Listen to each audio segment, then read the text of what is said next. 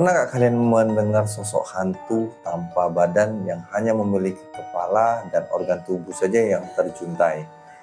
Kunyang adalah cerita mitos dari warga Kalimantan yang ditakuti oleh warga setempat, khususnya bagi wanita yang sedang hamil dan memiliki anak kecil. Kuyang ini diyakini oleh warga setempat adalah seorang wanita yang mempelajari ilmu hitam untuk mencapai kecantikan yang abadi serta memperdalam ilmu gaibnya. Konsekuensinya di balik ini, wanita tersebut dikutuk menjadi manusia yang tidak sempurna. Nah, menurut legenda, Kuyang ini dulunya adalah seorang dukun wanita yang sangat cantik serta ambisius. Karena takut kehilangan kecantikannya, dukun ini lalu mempelajari ilmu hitam untuk mempertahankan kecantikannya.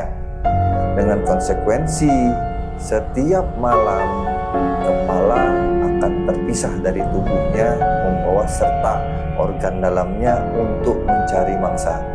Kuyang dalam wujud ini akan terbang melayang-layang mencari darah segar, terutama dari wanita yang hamil dan bayi yang baru lahir. Darah ini dipercaya dapat mempertahankan kecantikannya. Ia melayang di udara dan mengeluarkan suara dan desisan pelan. Dia biasanya muncul di rumah-rumah yang terdapat wanita hamil dan anak kecil yang baru lahir.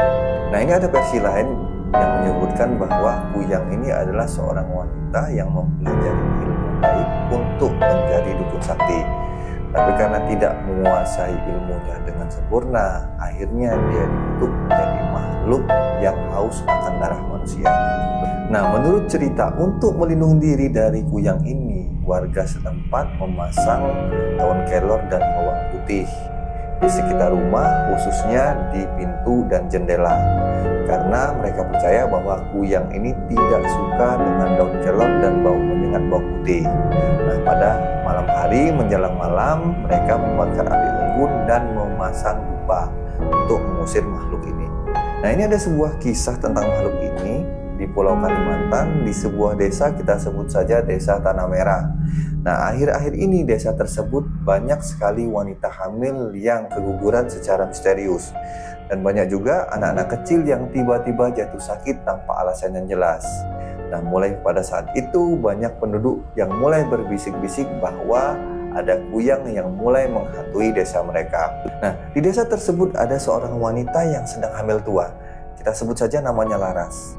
Malam itu Laras hatinya merasa cemas.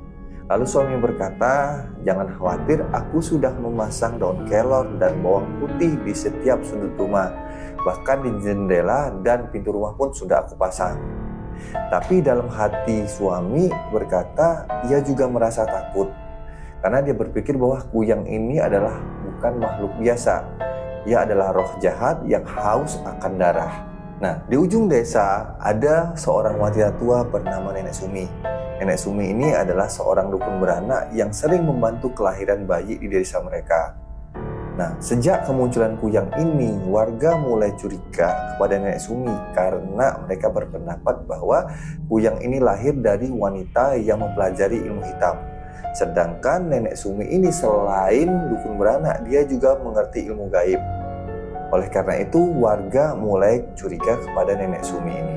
Dan suami mulai waspada kepada Nenek Sumi ini. Namun karena kelahiran sudah mulai mendekat, akhirnya mereka mau tidak mau meminta bantuan kepada Nenek Sumi. Dan Nenek Sumi berkata kepada suaminya, "Nak, jangan khawatir, aku akan menjaga anakmu." Dengan senyuman tipis dan mata yang keriput, serta ada kilatan misterius yang membuat Laras semakin khawatir.